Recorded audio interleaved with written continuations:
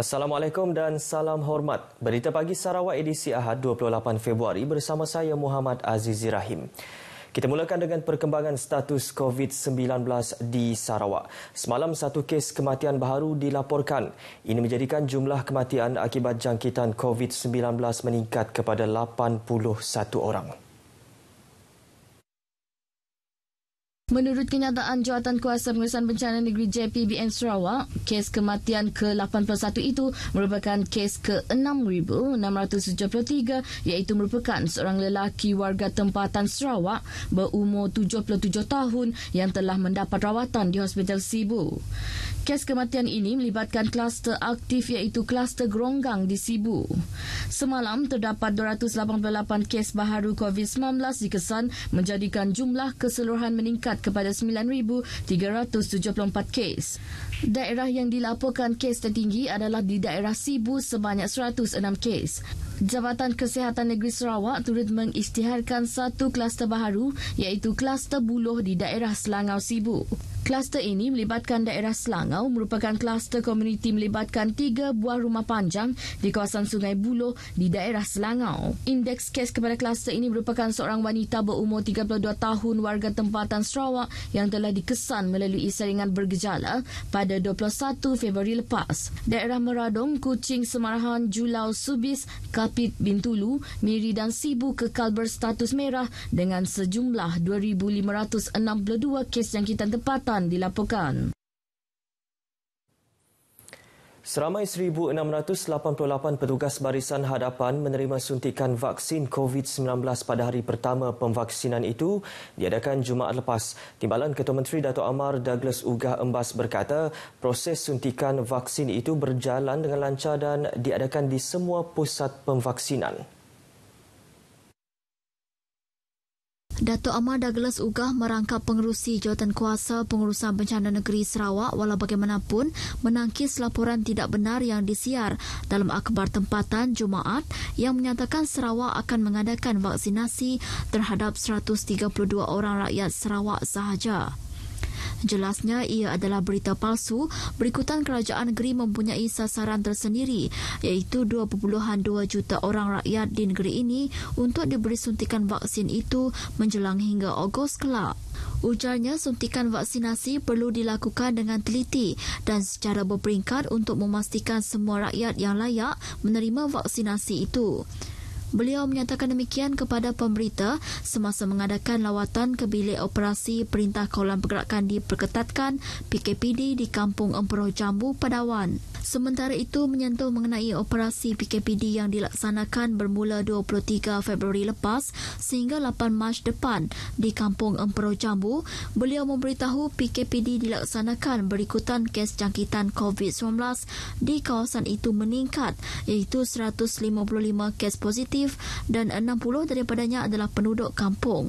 Beliau mengingatkan penduduk kampung agar terus patuh tinggal di rumah bagi mengurangkan kebolehjangkitan virus itu. Kementerian Pelancongan, Kesenian dan Kebudayaan menyambut baik cadangan membenarkan pelancong yang sudah menerima vaksin COVID-19 untuk masuk ke Sarawak. Menterinya Dato' Abdul Karim Rahman Hamzah berkata cadangan itu akan diusulkan kepada Kabinet Negeri dan Jawatankuasa Pengurusan Bencana Negeri JPBN Sarawak untuk dipersetujui. Dato' Abdul Karim Rahman Hamzah berkata pelan itu katanya mampu membantu menghidupkan semula sektor pelancongan negeri yang terjejas sejak tahun lepas memandangkan vaksin yang kini sedang diedar di seluruh dunia. Karena saya percaya mereka yang sudah melalui proses vaksinasi ini, mereka boleh dikatakan yang selamat untuk dibawa masuk.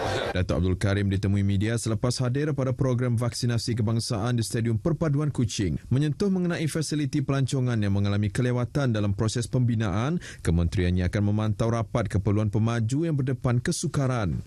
Kemungkinan ekoran daripada inclement weather, ekoran daripada masalah COVID ini yang mana banyak stop work dan juga mungkin masalah pekerja.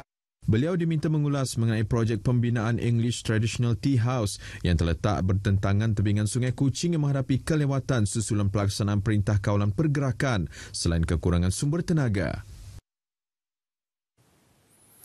Masyarakat Kristian di negeri ini perlu menyokong penuh program imunisasi COVID-19 kebangsaan dalam usaha mengekang penularan COVID-19. Biskop Gereja Anglikan di Sarawak dan Brunei, Reverend Datuk Danal Juti berkata, pengambilan vaksin itu adalah penting dan satu langkah pencegahan yang dituntut oleh mana-mana agama.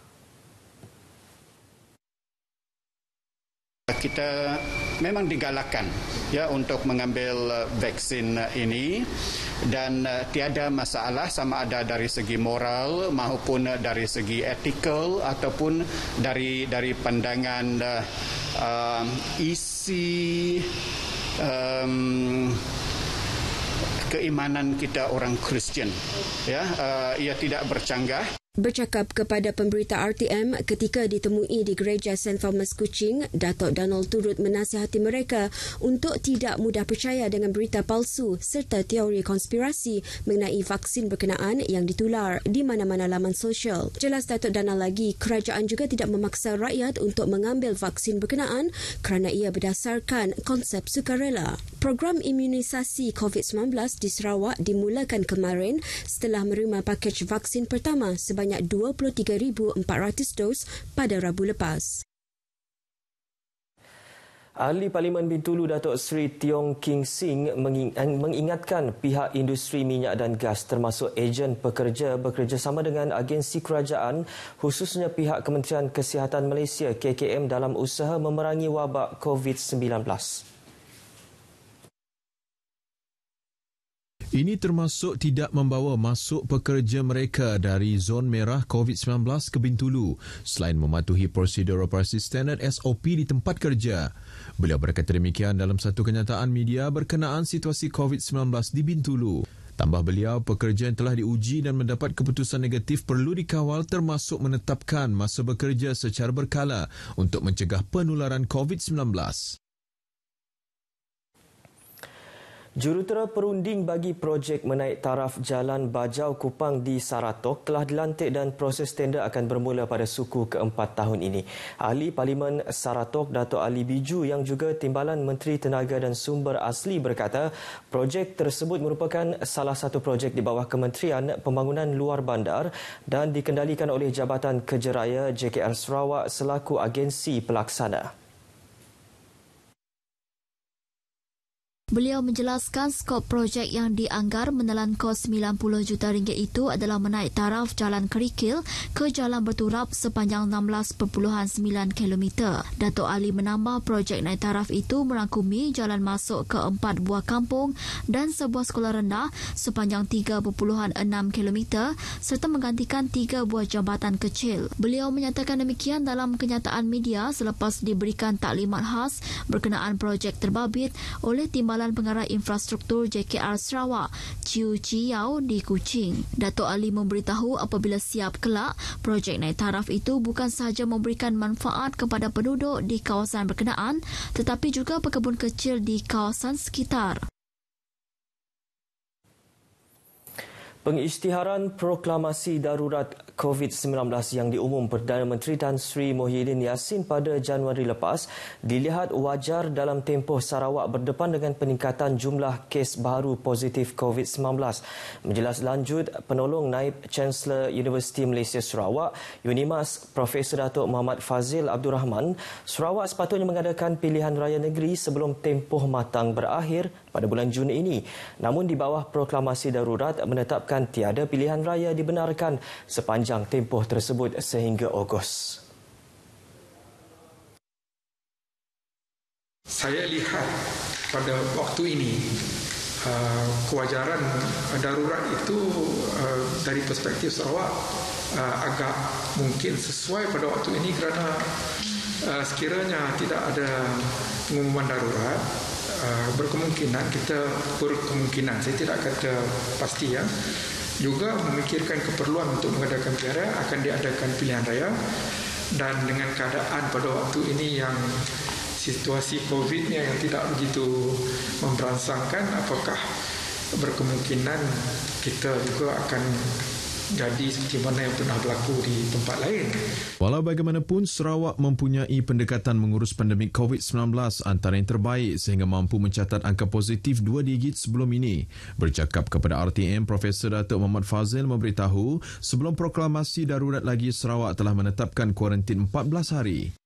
Kaedah yang dilaksanakan Sarawak adalah unik, tidak dilakukan di tempat lain. Jadi itu sebabnya saya quote balik apa yang pernah dikatakan oleh Yang Amat Berhormat Ketua Menteri. Kita ada cara untuk mengawal penularan COVID ini, dan kita yakin kita boleh menguruskannya dengan baik. Sepanjang Sarawak mengetatkan prosedur operasi standard yang dilihat masih lagi fleksibel dengan membenarkan operasi perniagaan dijalankan. Paparan itu tadi mengakhiri Berita Pagi Sarawak edisi 28 Februari. Bersama kita jayakan program imunisasi COVID-19 dengan mendaftar di MySejahtera untuk janji temu vaksinasi yang akan diberikan secara berperingkat. Saya Muhammad Azizi Rahim. Salam hormat.